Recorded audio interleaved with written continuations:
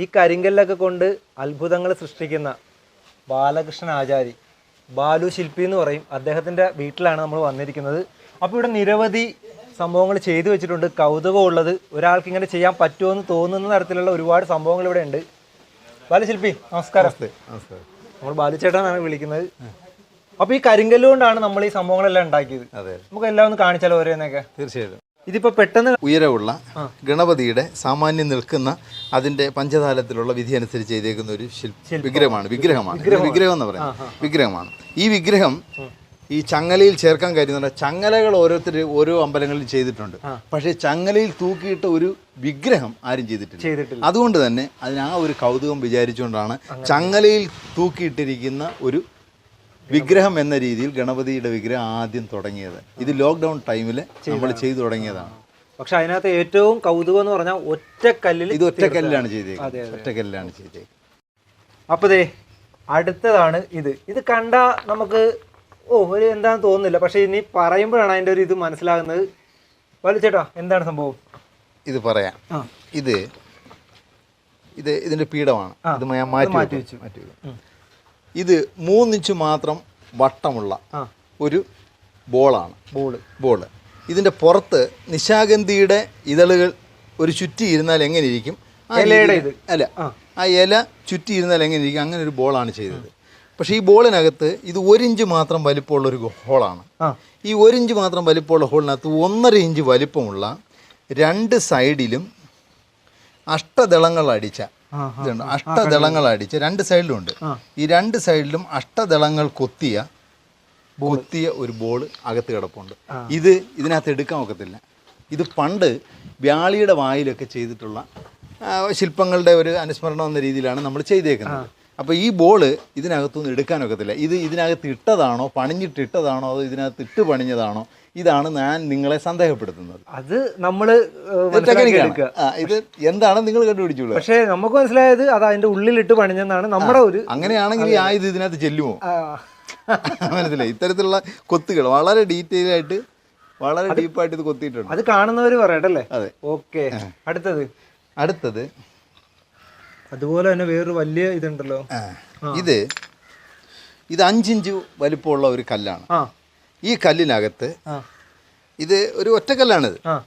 ഇത് ഒരു ചതുരക്കല്ലിനെ എടുത്ത് നമ്മൾ ബോളാക്കി അതിനകത്ത് ഇതിൻ്റെ അടിയിലൊരു സാധാരണ പീഠം പോലെ ഉണ്ടാക്കിയിട്ട് അതിനകത്തൊരു ചെറിയ ഒരു 4 ഇതളോട് കൂടി ഒരു പൂ എന്ന സങ്കല്പത്തിലൊരു സാധനം അതും ഇട്ടിട്ടുണ്ട്.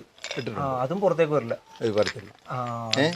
ഇനി അത് കഴിഞ്ഞിട്ട് ഈ സ്റ്റാൻഡിനകത്തിരിക്കുന്ന ഈ ബോളിനകത്ത് ഇത് 1.25 ഇഞ്ച് വട്ടമുണ്ട്. ഈ വട്ടം ഇതിനകത്ത് 1.5 ഇഞ്ചിന്റെ 2 ബോളുകൾ കിടപ്പുണ്ട്. ഈ 2 ബോളുകളും 2 ഡിസൈനിലാണ് പണിഞ്ഞിരിക്കുന്നത്. അതായത് നോക്കിക്കോളൂ. അതായത് ഒരു ബോള് ദണ്ടി നമ്മുടെ കൊടംപുളിയുടെ ടൈപ്പിലാണ് ചെയ്തേക്കുന്നത്. ഉണ്ടോ? കൊടംപുളിയുടെ ടൈപ്പിലാണ് ഒരു ബോൾ ചെയ്തേക്കുന്നത്. അടുത്ത ബോൾ ചെയ്തേക്കുന്നത് അഷ്ടദളങ്ങളോട് കൂടിയ രീതിയിലാണ് ചെയ്തേക്കുന്നത്. ഇത് പുറത്തേക്ക് വരില്ല. ഇത് പുറത്തെടുക്കാൻ പറ്റില്ല. ഇത് പുറത്തേക്ക് ഇങ്ങനെ എടുക്കാൻ പറ്റത്തില്ല. എന്നാൽ ഇത് ഒറ്റക്കല്ലാണ്, ജോയിന്റ് ഇല്ല. അതാണ് അങ്ങനെയാണ് ഇത് ചെയ്തത്. അപ്പൊ ഇത് രണ്ടും ഇതിന്റെ പ്രത്യേകത, ഈ ഹോളിനകത്ത് ഒരേ വലിപ്പത്തിലുള്ള 2 ബോളുകൾ വളരെ വൃത്തിയായ രീതിയിൽ വളരെ ഭംഗിയായി കലാകാരൻ ചെയ്തിട്ടുണ്ട്. വളരെ ഭംഗിയായിട്ട് ഇതിനകത്ത് എങ്ങനെ ഇത് പണിഞ്ഞു. അതാണ് അടുത്ത ചോദ്യം. കാണുന്നവർക്കുള്ള ചോദ്യം. അതെ. അടുത്തത് ഇതൊരു കിണ്ടി. നമുക്ക് ഒരു 3/4 ലിറ്റർ വെള്ളം കൊള്ളുന്ന ഒരു കിണ്ടിയാണ്. ഇത് ഈ തല ഇതിനകത്ത് ബന്ധിക്കാൻ വേണ്ടി മാത്രം ഒരു പൂവിന്റെ ഡിസൈൻ ഇങ്ങനെ കൊടുത്തു ബന്ധിച്ചു. പക്ഷെ ഇതിനകത്തൊരു പ്രത്യേകത, ഇത് ഒരു ഈർക്കിലിട്ട് നോക്കിയാൽ ഈ തുള ഇങ്ങനെ വളഞ്ഞാണ് വന്നേക്കുന്നത്. കല്ലിനകത്തൊരു തുള എങ്ങനെ വളച്ചു പണിഞ്ഞു, ഇതാണ് ഇതിനകത്തെ കൗതുകം. കാരണം ഈ തുള ഒരിക്കലും ഇങ്ങനെ നേരെ വന്നാൽ ഇത് അങ്ങ് പോകത്തേ ഉള്ളൂ. ഇതിങ്ങനെ കുഴിഞ്ഞിങ്ങനെ വളഞ്ഞു വന്നാൽ ഇതെങ്ങനെയാണ് കല്ലിനകത്ത് ഈ തുള വളച്ചു പണിഞ്ഞേക്കുന്നത്. ഇതിനകത്തൊരു വെള്ളം വേണമെങ്കിൽ എടുത്തൊഴിച്ച് കാണിക്കാം. വെള്ളമുണ്ടോ? വെള്ളമുണ്ട്. ഇത്രയും വെള്ളം. ഈ വെള്ളം നമ്മൾ ഇപ്പോൾ ഇതിനകത്ത് ഒഴിക്കുക. കണ്ടില്ലേ? അകത്തുനിന്ന് പോരും വെള്ളം. പോരും. ഹോളുണ്ട്, അങ്ങനെ ഇങ്ങനെ പോരും. അപ്പോൾ ഇങ്ങനെ ഈ വെള്ളം ഈ രീതിയിൽ കൂടെ വരും. ഇതിൻ്റെ പ്രത്യേകത എന്ന് പറഞ്ഞാൽ ഇങ്ങനെ ഇരിക്കുന്ന ഒരു സാധനത്തിൽ ഈ വളവ് നിങ്ങൾ ആലോചിച്ച് വേണം. ഈ വളവ് ഇങ്ങനെ വരാതെ ഇതിനകത്ത് നോക്കിക്കും, ഒരു കാരണവശാലും ഇതിനകത്ത് നേരെ തുള വരില്ല. ഈർക്കിൽ നമുക്കൊന്ന് ഇട്ട് നോക്കാം. നോക്കി കാണാം. ഇങ്ങോട്ട് ഓക്കെ. ഇതുണ്ടോ, ഇതിങ്ങനെ വളഞ്ഞാണ് വരുന്നത്. അതാണ് അതിന്റെ പ്രത്യേകത. ഇതിനകത്ത് ഇതെങ്ങനെ വളച്ചു പണിഞ്ഞു ഇതിനകത്ത്. ഈ തുള ഇങ്ങനെ കൊണ്ടുവന്ന് ഇതെങ്ങനെ വളച്ച് ഇതിന്റെ ഈ വലിയ ഇതിൽ വന്ന് അതാണ് അടുത്ത ചോദ്യം. അപ്പൊ എല്ലാം കാണുന്നവർക്കുള്ള ചോദ്യങ്ങളാണ് ഈ വരുന്നത്. അടുത്ത എന്താണ് അടുത്തത് നമ്മുടെ ശംഖാണ്. ശംഖ് അതായത് കല്ലിനകത്ത് ഇന്ന് വരെ ആരും ശംഖ് ചെയ്തിട്ടില്ല. ശംഖ് ഒരുപക്ഷെ ഒരു പുറമേ ചെയ്തിട്ടുണ്ടാവും, പക്ഷെ ഇത് നാദം വരുന്നതാണ്, ഓങ്കാര ശബ്ദം പുറപ്പെടുവിക്കുന്ന ശംഖാണ്. ഇതിനെ ഈ രീതിയിലാണ് ഇതിനെ തുളച്ചേക്കുന്നത്. അത് ഇങ്ങനെ വളച്ചാണ്, ആ ഇറുക്കിൽ തന്നെ എടുത്താൽ കാണാം, ഈ തുള ഇങ്ങനെ വളച്ചാണ് തുളച്ചേക്കുന്നത്. മനസ്സിലായി? ഈ തുള അങ്ങനെ വളച്ച് പണിഞ്ഞെങ്കിൽ മാത്രമേ ഇതിനകത്ത് ശബ്ദം വരത്തുള്ളൂ. അപ്പൊ ഇതെങ്ങനെ പണിഞ്ഞു? ഇതാണ് ഇതിനകത്ത്. ഇത് ശംഖ് പുറമേ നമുക്ക് എങ്ങനെയും പണിയാം, പക്ഷെ ഇതിനകത്ത് നാദം ക്രിയേറ്റ് ചെയ്യാനായിട്ട്, ഇതിനകത്ത് ഈ ശബ്ദത്തെ കറക്റ്റായിട്ട് ഓം എന്നാക്കാനായിട്ട് ഇതെങ്ങനെയാണ് ചെയ്തത്, അതാണ് ഇതിനകത്തെ കൗതുകം. മനസ്സിലായി? ഇത് വളരെ കറക്റ്റായിട്ട് ശബ്ദം കിട്ടുന്ന ഒരു ശംഖാണ് അത്. ഇതിനകത്ത് ഊതിയാൽ വളരെ കറക്റ്റ് എന്നുള്ള ആ മുഴക്കം ശരിക്കും കിട്ടും. ഇത് ഞാൻ ഇത് നല്ല പക്ക. ഇത് ഒറ്റക്കല്ലല്ലേ, വേറെ ഒറ്റക്കല്ല. ഇത് കല്ലിനകത്ത് ഇങ്ങനെ വളച്ച് തുളയ്ക്കുന്നു എന്നുള്ളതാണ്. ഇത് പണ്ടൊക്കെ ഈ പലതരം അങ്ങാടി മരുന്നുകൾ ഉപയോഗിച്ച് കല്ലിനകത്ത് നമുക്ക് തുളച്ചെടുക്കാറുണ്ട്. പക്ഷെ ഇന്നത്തെ കാലത്ത് ഇതെങ്ങനെ തുളയ്ക്കും എന്നുള്ളതാണ് ഇതിനകത്ത് കൗതുകം. ഓക്കെ. അപ്പൊ ബാലുച്ചേട്ടന്റെ മോൻ ഉദയനാഥ് ഒന്ന് ഊതി നോക്കാം. ഓക്കെ, ഊതിക്കും.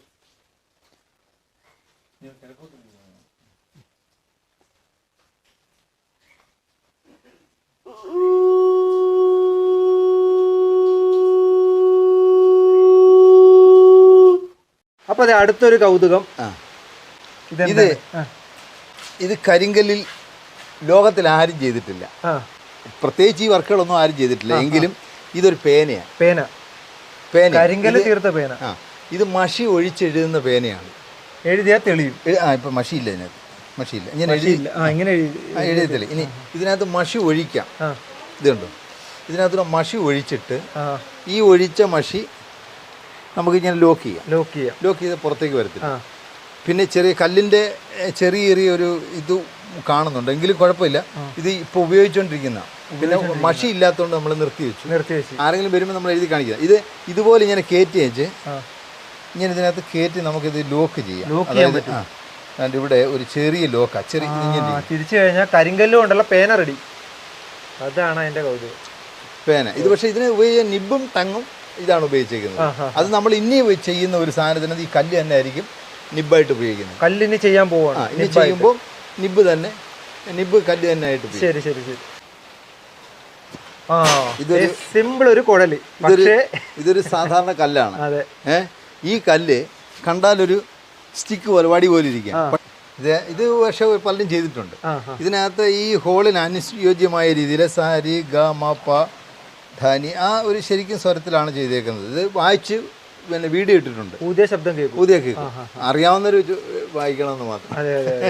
ക്രിയേറ്റീവ് വർക്കുകൾ നമ്മുടെ ഉള്ളിലുണ്ട് എന്ന് നമുക്ക് നേരത്തെ അറിയാം. എനിക്ക് വലിയ ആഗ്രഹമായിരുന്നു ഈ ഒരുപാട് ശബ്ദങ്ങൾ ഉണ്ടാകുന്ന തൂണുകൾ അതുപോലുള്ള ഉണ്ടാക്കുക, അല്ലെങ്കിൽ ഭാരതത്തിലെ പണ്ട് ഞങ്ങളുടെ പൂർവികരായ ആൾക്കാരൊക്കെ ചെയ്തിട്ടുള്ള രീതിയിലുള്ള മഹത് ശില്പകലകളൊക്കെ ചെയ്യണമെന്ന് ആഗ്രഹമുണ്ട്. പക്ഷേ ഇന്ന് ഒരു കാരണവശാലും ഇത് സമ്മതിക്കത്തില്ല. കാരണം എന്താ പറയുക, ഇത് പൈസ ഒരുപാടാവുന്ന പരിപാടികളാണ്. ഇത് ഒരുപാട് സമയമെടുത്ത് ചെയ്യേണ്ടതാണ്. അപ്പോൾ അതുകൊണ്ട് ആ സമയത്തിന് വിലയും ചിന്തയുടെ വിലയും സർഗശക്തിയുടെ ഒക്കെ വില കൊടുക്കാൻ ഇന്ന് ആർക്കും തയ്യാറല്ല. എല്ലാവരും കൂലിപ്പണി എന്ന രീതിയിലേക്ക് തരം താന്നു പോയി. അപ്പോൾ ആ കൂലിപ്പണിയുടെ വിഭാഗത്തിൽ ഇതിനെ ഉൾപ്പെടുത്താൻ പറ്റത്തില്ല.